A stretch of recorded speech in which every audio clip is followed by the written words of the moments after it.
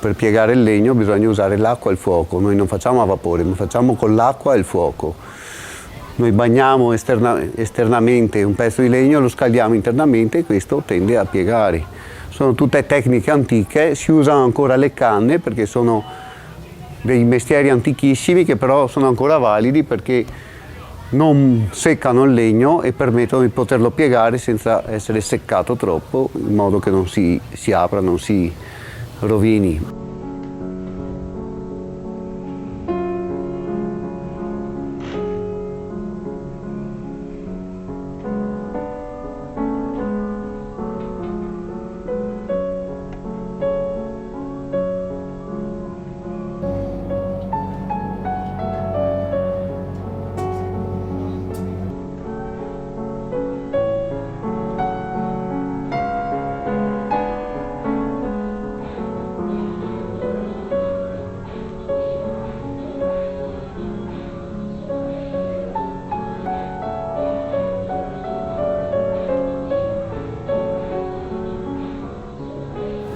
Qui c'è il cantiere dove nascono le gondole.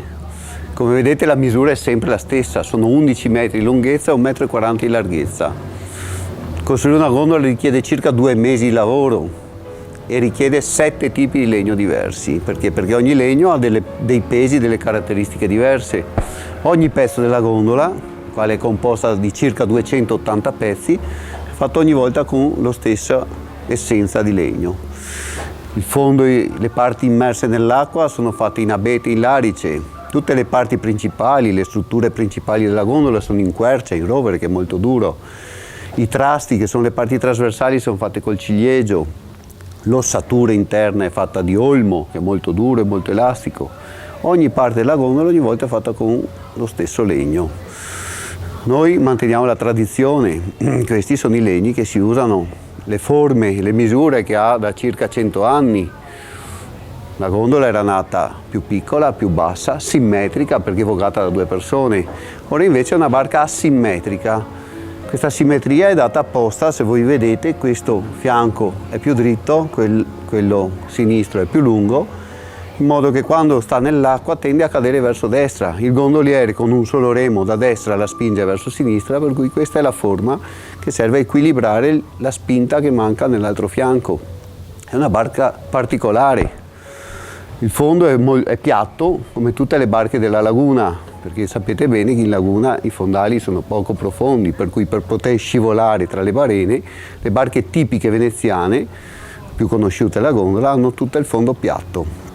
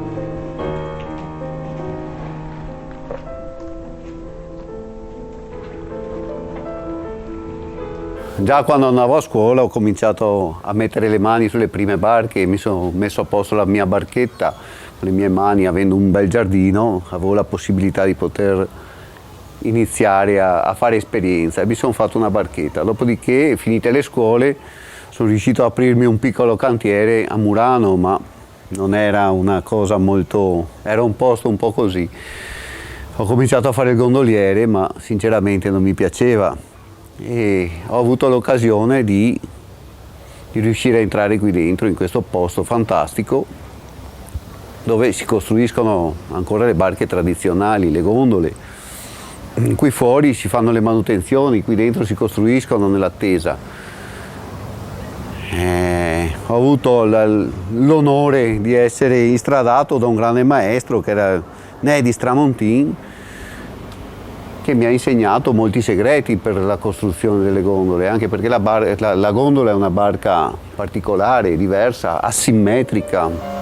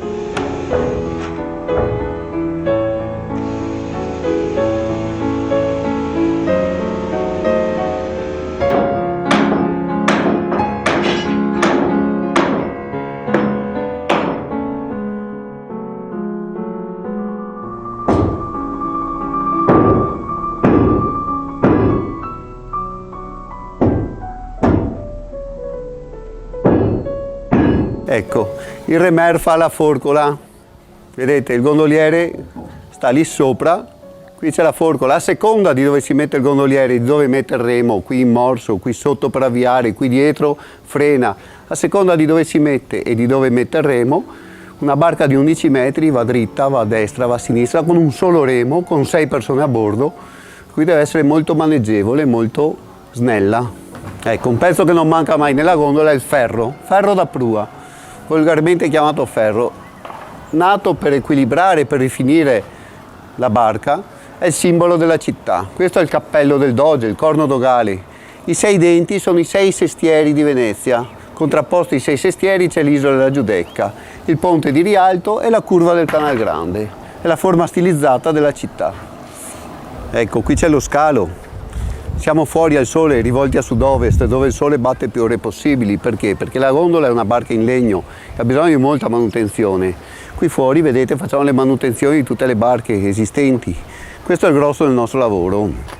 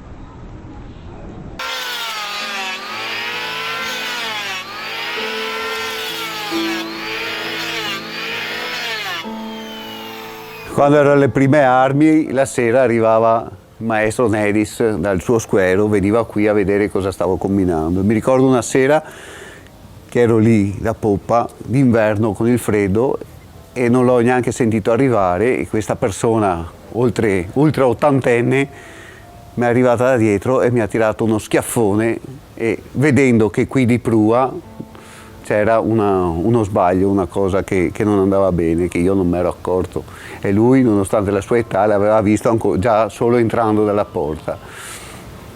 E lui è stato molto utile per i suoi insegnamenti che mi ha dato per riuscire poi a fare le barche successive.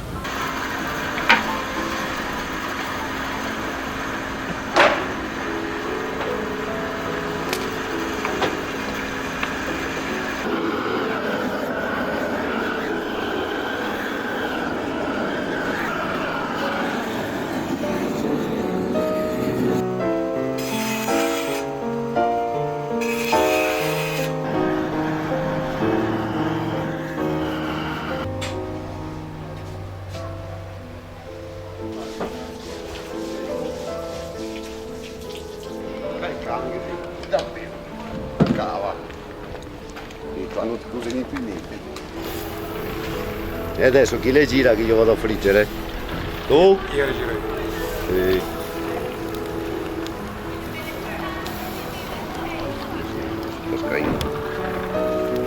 Non c'è un peperone, qualcosa da buttare vicino?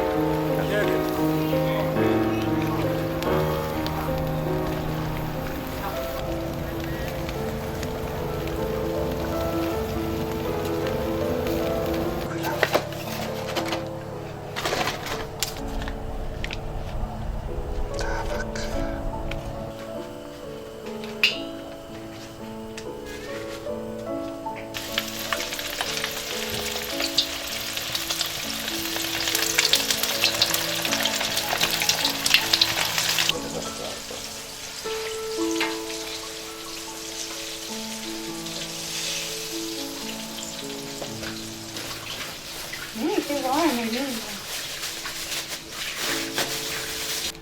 Chi è? No, no. Ringo.